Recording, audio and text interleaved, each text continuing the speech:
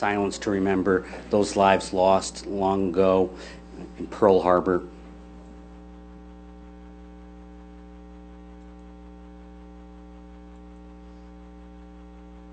Thank you. I pledge allegiance to the flag of the United States of America and to the republic for which it stands, one nation, under God, indivisible, with liberty and justice for all. Limited public comment at this time. Any member of the public wishing to address the board may do so for up to 3 minutes.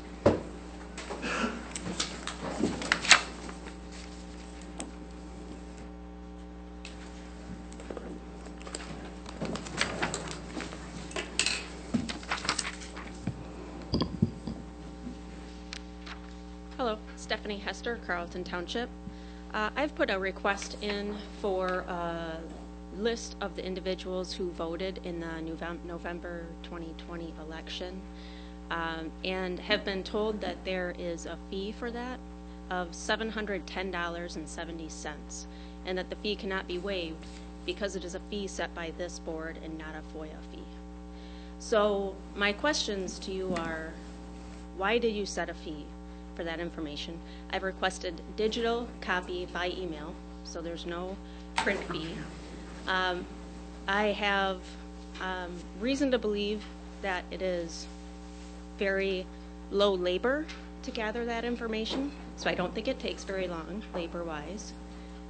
Why are you trying to make that information difficult to get for the public? I also gave information that let the county clerk know that it would be a hardship for me to pay that. And I was still told that it could not be waived. So for people who are even not as comfortable financially as I am, it would be completely inaccessible. And that is public information. So I'd like to know why this board is making it difficult to get that information. Thank you. Thank you. Is there further public comment? Can we see this, Gary, can we see this clock down here? Yeah. All right.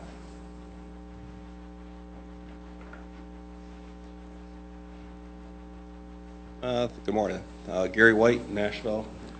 I went to that meeting last Tuesday, and once again you had, I don't know, not a good run meeting in my opinion. You had public being attacked by one of Bonnie Gettys from the board, which was very inappropriate. Should have been addressed by Chairman Geiger, which it was not, but more or less felt like it was being blamed at the public.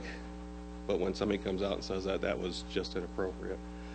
At that meeting, I didn't stay for it all because no second public comment, which was not a good thing. It does not appear the board is ready for those recommendations. Committee Commissioner Jackson asked them if they had done anything through an attorney or a lawyer. I was here a while back saying you need to have an auditor look at it.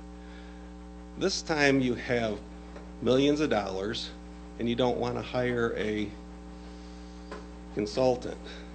You've got to look at all the concerns that people have. Broadband's being tied in to these projects for the water towers and the antennas and things, and is that to try to make it look like it's going to be addressed or not? I still think a CPA auditor, based on what took place at Nashville's when their auditor was there last when they did their audit for their presentation, they said, yeah, you're going to have fees for the audit. It's going to be special. Who's going to pay for those fees? Who's going to pay for the legal? Are you taking out of the money? I don't think you people are ready for this. It does not look like. I also, at the health department meeting, requested that both counties, not just one, bring some positive reasons into why you should look at separating. At least start bringing the topic up. I know Commissioner Smelker brought it up months ago about they had looked at it. I got the packet from when they looked at it. There are positives in there why you should be splitting up this health department. And until you people start bringing this stuff in open meetings to look into it, are you really doing your job? You've got to bring the stuff in here, have it open, and discuss it with all members in here. I said, they were still not getting no answers to questions that are posed here. There's another question posed by somebody just ahead of me.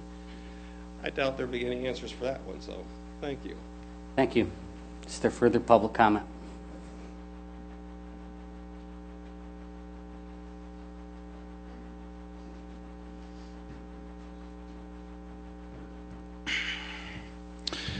Adam Heikkila, Hastings business owner. Yeah, that meeting the other day, I've been discussing with you guys politics and what I feel it is, what it is, not just what I feel it is, but it's theater. And the other night, we literally got to watch you all do political theater in the theater, on the stage.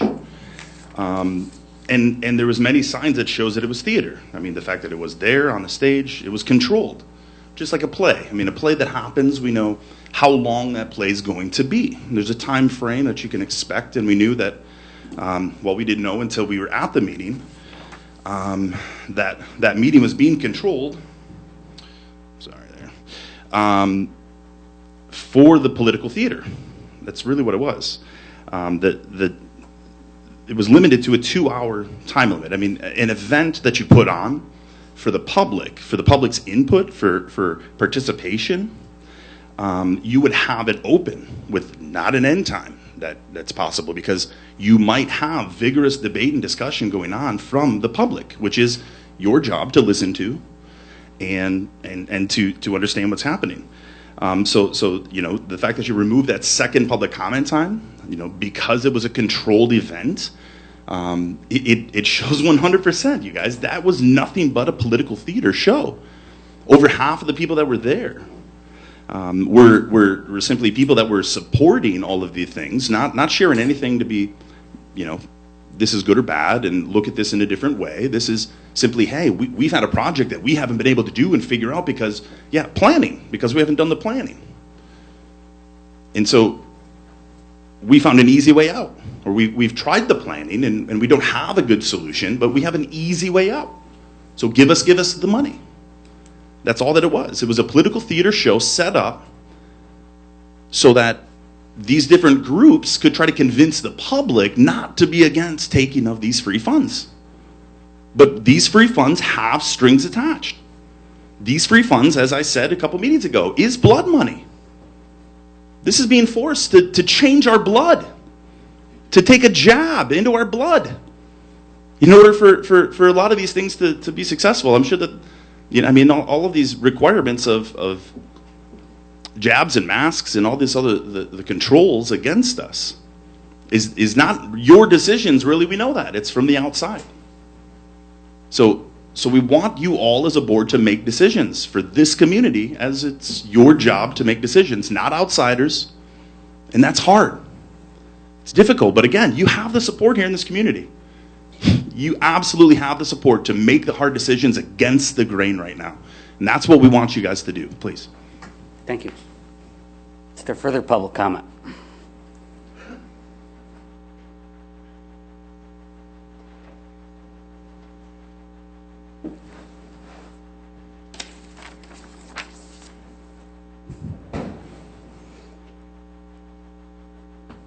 It's a miracle I didn't need my cane. Mark Bonsignor from Barry Township. I've been involved in politics since Adlai Stevenson ran against Eisenhower the first time. That's years ago. If I had a nickel for every time I heard someone complain about faceless bureaucrats making decisions for them, I'd be a rich man. Here we have a situation where we have the opportunity to do improvements in this county with decisions made by the very people who are sitting on that stage, not faceless bureaucrats, people who are members of our community, have served our community. This is an amazing opportunity to bring improvements that are needed in the county, and we should be thankful that this is an opportunity that we have. Thank you very much. Thank you. Is there further public comment?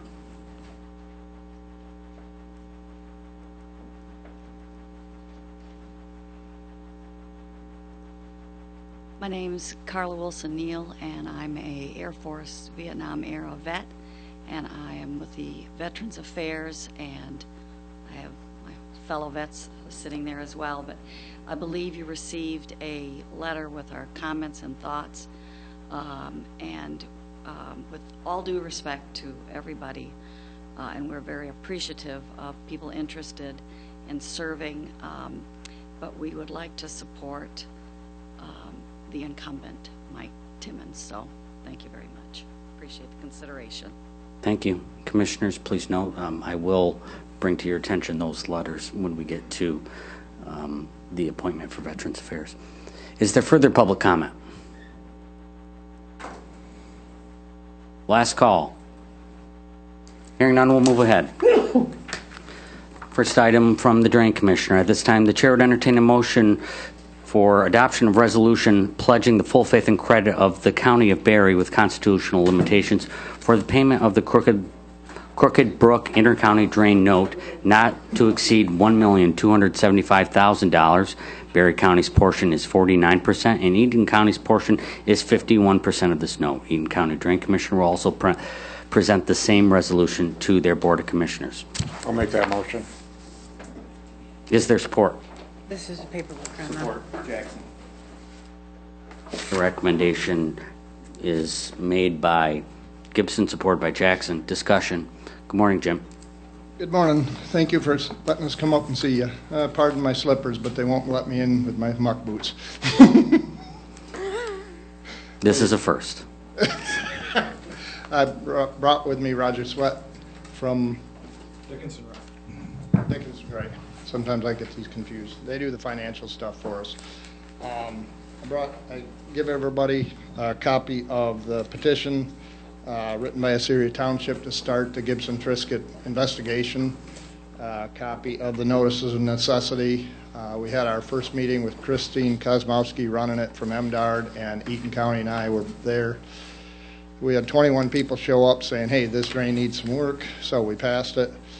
We did we hired LRE to do the review and come back with some recommendations of what needs to be done. There's 3 road crossings in Eaton County that need to be done, 1 in Barry County, some private crossings that need to be replaced, some debris removal and dipping.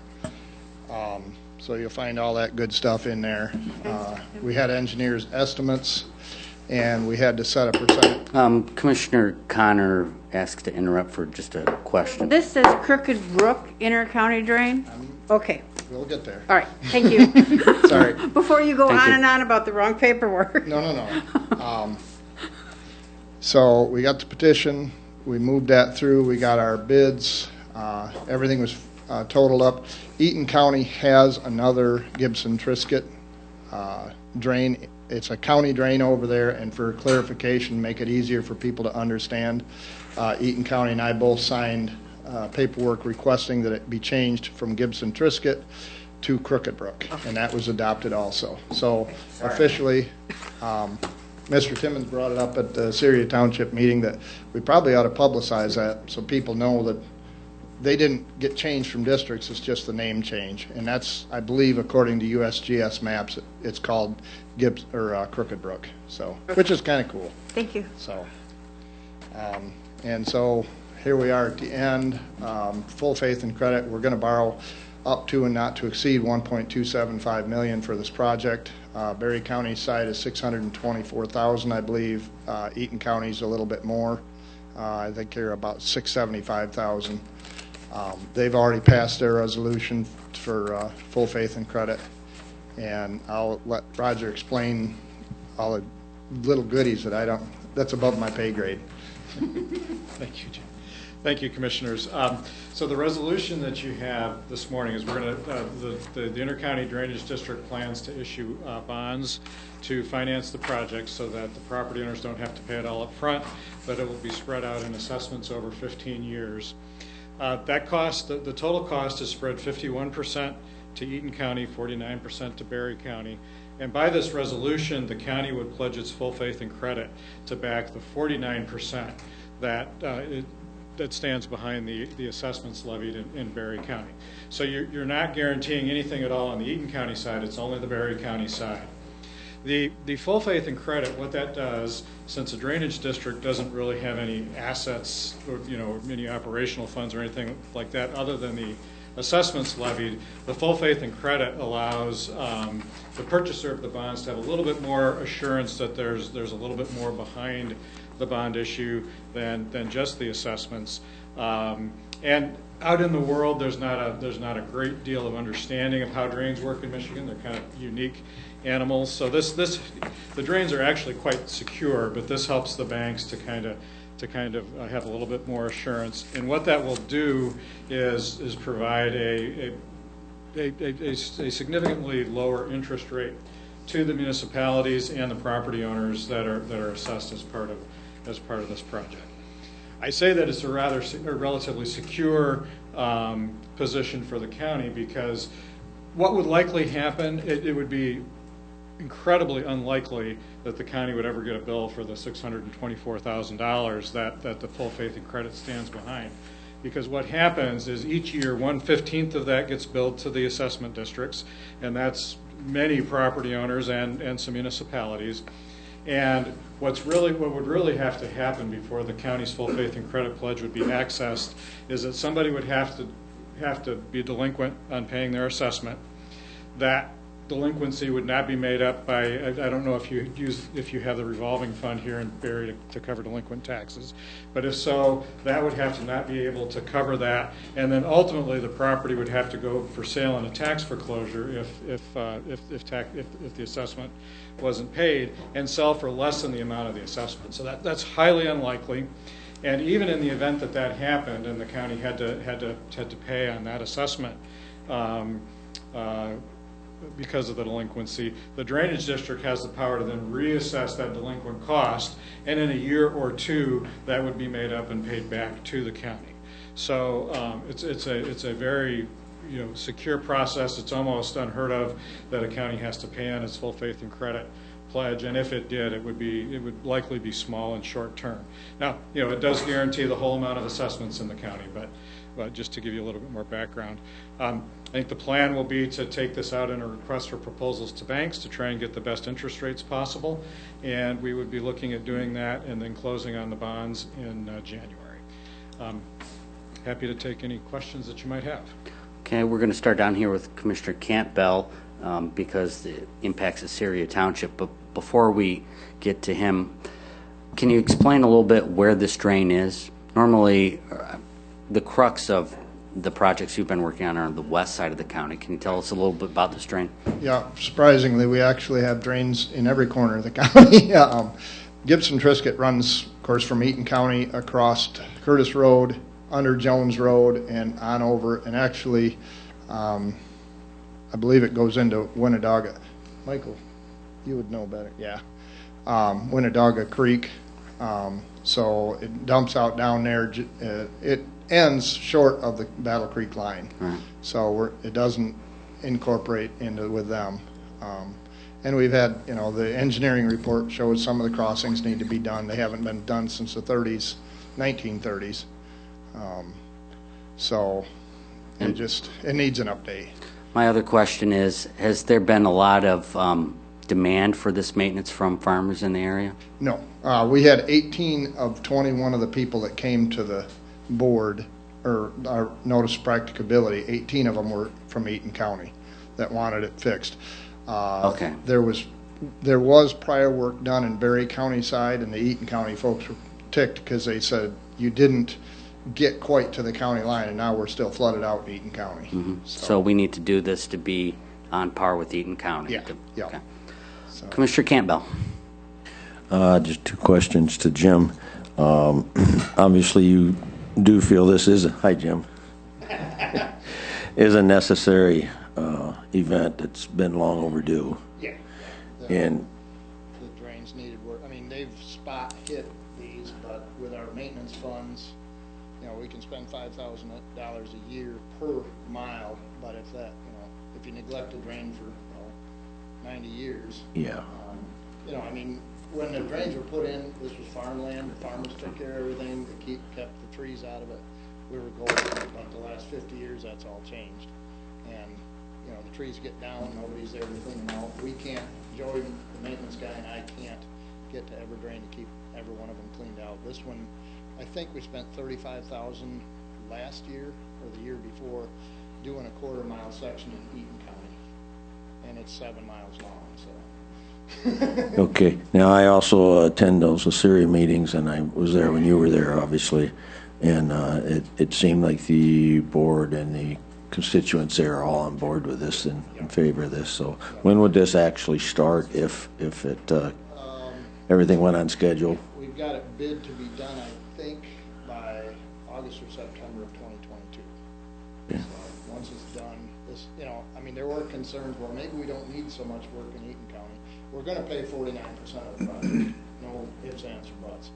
And my fear is we got a lot of junk on our side of the county. If we get all that water coming all at the same time, we may end up with flooding that we didn't even realize we were supposed to be getting, so.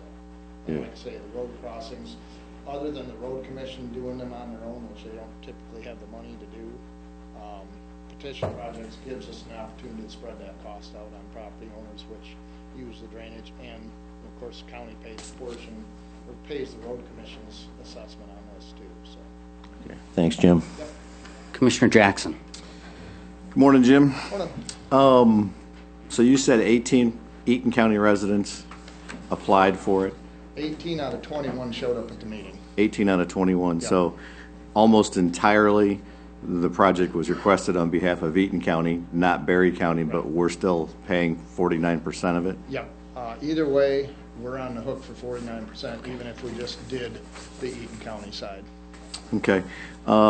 Explain the bid process. How did we get to 1.275? How many people actually submitted bids on this? We had, God, I didn't bring that with me. We had 3 bids on Eaton side. We had 3 bids on Eaton side and on Berry County side. JB Sebastian got the low bid on Eaton County side.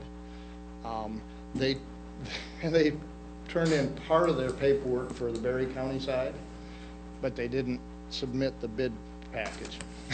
They did their bond and it was signed. We looked at it. Brady opened it and it's like, what the? Because they were just a hair cheaper than Ross Jackson on the Eaton County side. Mead Brothers, I think, was $975,000 for Eaton County side. Ross Jackson was $472, and JB Sebastian was like $450. So Mead's was way high on this one. They got evidently plenty of work. I know JB Sebastian and Ross are looking for winter work. Berry County side, like I say, Ross got the low one at $450 something, give or take. Mead's was somewhere around $850 on our side, and JB Sebastian forgot to include theirs. So it's 2 separate bids? Yeah, we bid theirs and ours separate so we could get, you know, if one contractor would bid cheaper on one side than the other, then we could save a little money, so. Okay. And that 1.275, I see you've got 10 to 15% contingency in there. Yep. Are you bonding for 1.275, or do we actually wait until the project's finished to see No, what the actual cost was? No, we have to bond, other than prepays, we have to bond for the full 1.275, which is the computation of costs. Okay. And then the 10 to 15% is by drain code, we have to have a minimum of 10 or up to 15% just in case. Okay, do you have any connection or information as far as other projects that the winning bidders have accomplished? Because as you know, with a previous drain, we had an issue. Yep. So I guess we're counting on you to be sure there's some assurances in place that we're not gonna go through and have all the work done and then have it inspected. Yeah. We need eyes on this. To bring it up to speed, the one project, like you mentioned, the bond was never set on that project, which would have given them an opportunity to fix that. We require the excavators to have their bonds in place. That way, if something goes wrong, we got somebody to go back on. Ross Jackson's done a lot of work in Berry County. He's done a lot of work in Eaton County. On drains? Drain work, yeah. Okay. Of course, JB Sebastian has done a lot of that stuff. They're more towards Jackson area, so they pick up more work that way. But we have to, all these have to have a signed bid bond, because, well, there's got to be some, the drain code says you're supposed to have it unless the drain commissioner waives the bond, and we don't waive bonds, because I want somebody to go back on in case something goes wrong. Okay. Just want to be sure all our bases are covered on this. And LRE will be doing all the inspections. I think it's once a week on a dipping and once a day on any tile that's buried. So that they've got an inspector right there to hold them accountable. That way, if something goes wrong, you can go back on the engineer also, which is another thing that on Little Thornapple, they didn't, one, it wasn't petitioned. It was just a maintenance project that went haywire.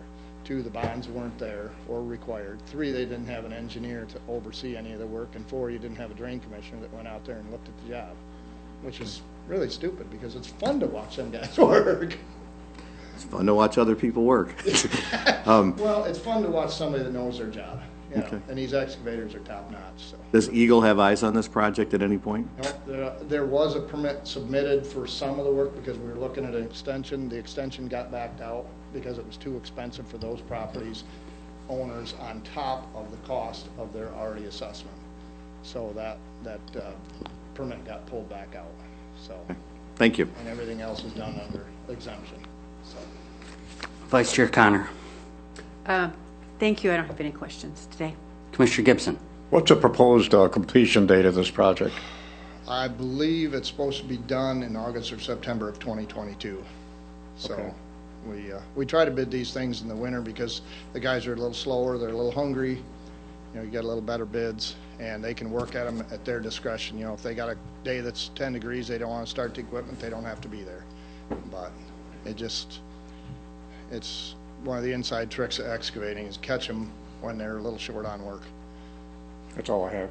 Commissioner Smelker. No questions. Commissioner Getty. What are the typical savings by using the county's full faith and credit? Yeah, it's hard to totally quantify that.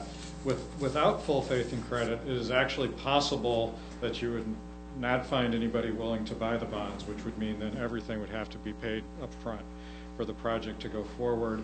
You know, we're going to go out to bid for banks, and so you have a very helpful bank here locally.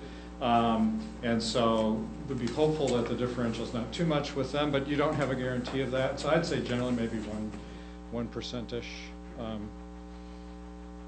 But that's kind of a guesstimate because the bank world is not very transparent. Thank you. Let me fill that in a little bit. When I talked to Rob Raines when we did the Watson, he said he was fairly comfortable either way to get 2.6% on that project, plus the one that we're by law required to charge. We're hoping with that full faith and credit and selling it on the bond market to get down to 1.8%. So, you know, if we can save them 0.5%, that's a lot of money. John, you're thinking. Oh. Don't happen that often. Well, I know, I won't, kind of a. Are there further questions? Hearing on the question before, I want to apologize to the board. I did read the wrong specific actions requested. My bad. So the question before the committee is to recommend to the Board of Commissioners adoption of Resolution 2127 pledging the full faith and credit to Crooked Brook Inter-County Drain Bonds. All those in favor say aye. Aye. Aye. Opposed, nay. Motion carries. Thank you. Thanks, kids. Thank you, everyone. Anyway, if anybody ever wants to go out, I can show you some really cool drains. And Are you going to take us out in your slippers? No, I'll put my muffler Okay. I don't think those are OSHA standard. We did get a request from Mr. Timmons when he was supervisor of Assyria, and Bill Boyd has already told me he'll get the transit bus around so we can take the township officials around to different drains just to kind of give them a background of where they are. But we haven't got that far yet, so. All right. You guys Thanks, are guys. welcome to come along.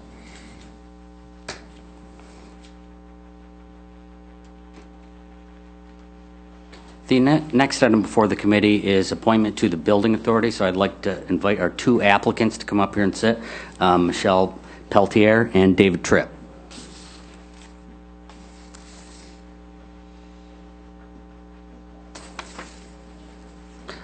I'll give you both a minute or two to introduce yourself and explain why you'd like to serve on the board. We'll start with Michelle. Thank you. I'm Michelle Peltier. I'm a resident of Hastings City. And actually, thank you for reviewing my application, but I would like to withdraw in favor of Mr. Tripp because I did not realize the incumbent would be reapplying, and I support him. So, easy decision, and thank you. All right, thank you.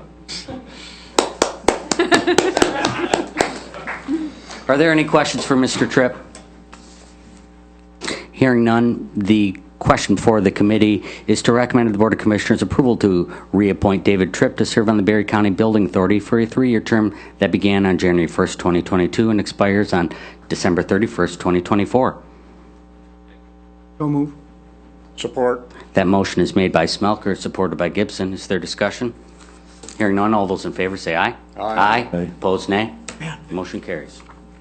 Without objection, we'll take a 5-minute recess. Hearing no objection, the board is at recess. Here we go.